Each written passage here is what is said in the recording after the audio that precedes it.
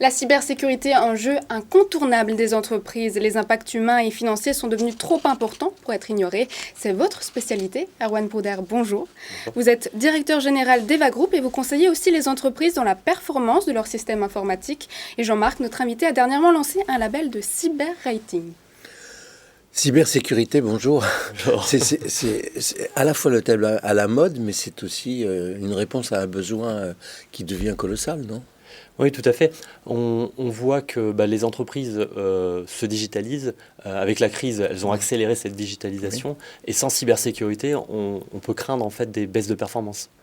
Et les malveillants et les hackers, ils se sont multipliés. Alors, ils se sont multipliés, mais aussi professionnalisés. Oui. Donc c'est important de comprendre qu'aujourd'hui, les attaques sur les systèmes d'information se sont complètement professionnalisées avec des plateformes qui permettent en fait de le faire quasiment automatiquement. On dit que c'est le premier risque aujourd'hui encouru par les entreprises, c'est vrai ? En tout cas, c'est un risque visible et à fort impact. Oui, très cher, très coûteux. Exactement. Ça porte sur quel secteur, en gros ? C'est quoi ? C'est la demande de rançon ?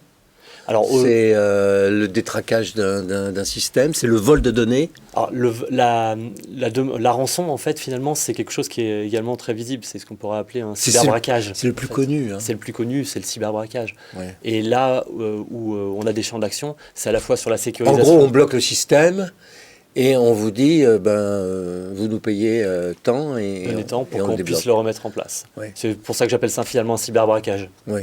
Et il y en a tous les jours. Tous les jours, oui. Et ça touche de plus en plus d'entreprises ? Et de façon aveugle. C'est-à-dire que vous allez pouvoir avoir des hôpitaux, des entreprises dans le retail, des banques. Les attaques, en fait, se font complètement à l'aveugle. La finalité politique ou financière ? Alors, pour ces groupes-là, plutôt financière. Oui.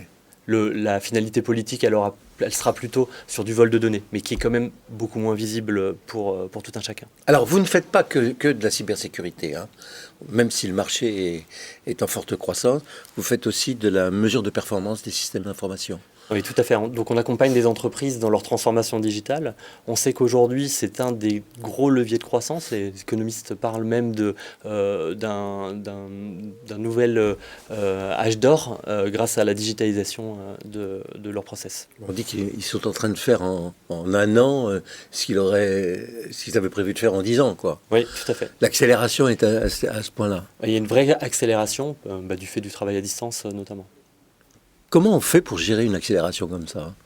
On trouve le moyen de le faire en hommes, en argent, en investissement ? Alors je pense que du coup les entreprises prennent des risques justement et c'est là que notre double compétence intervient. C'est que finalement jusqu'à quel point on peut prendre des risques pour accélérer cette transformation digitale. Il y a des digitalisations qui sont quasiment obligatoires, c'est une question de survie. Un commerçant qui est fermé, s'il ne passe pas au e-commerce, il est mort. Oui. Mais il y a des digitalisations qui peuvent prendre leur temps, non ? Alors, oui, bien sûr, on sait très bien que si on digitalise complètement un process et qu'on n'a pas formé les gens, qu'on n'a pas les compétences ensuite pour pouvoir faire tourner ce processus, on va droit dans le mur. Donc, il faut aussi préparer cette transition. L'indicateur de performance, c'est quoi ? Alors finalement, il est plutôt côté utilisateur, c'est pouvoir utiliser son application, son SI, accéder à ses données, accéder à des volumes de données de plus en plus importants dans un temps qui lui permettent de travailler. Le plus compliqué dans votre métier et le plus compliqué pour le développement, c'est quoi ? C'est les hommes ou le capital ? Alors, on fait du conseil, donc la matière grise, c'est important. Donc les maintenir motivés avec des missions à valeur ajoutée et pouvoir continuer à former parce que nos métiers évoluent quasi tous les jours. Éviter qu'ils aillent travailler chez le voisin, vous voulez dire ? Oui, c'est ça. Oui, c'est vrai. La tentation est forte là actuellement ? La tentation est forte parce que le marché est très tendu. Ça s'appelle evagroup.com.fr. Merci. Merci Jean-Marc. Merci Erwan Brouder. Je rappelle que vous êtes directeur général d'Eva Group, cabinet de conseil en cybersécurité.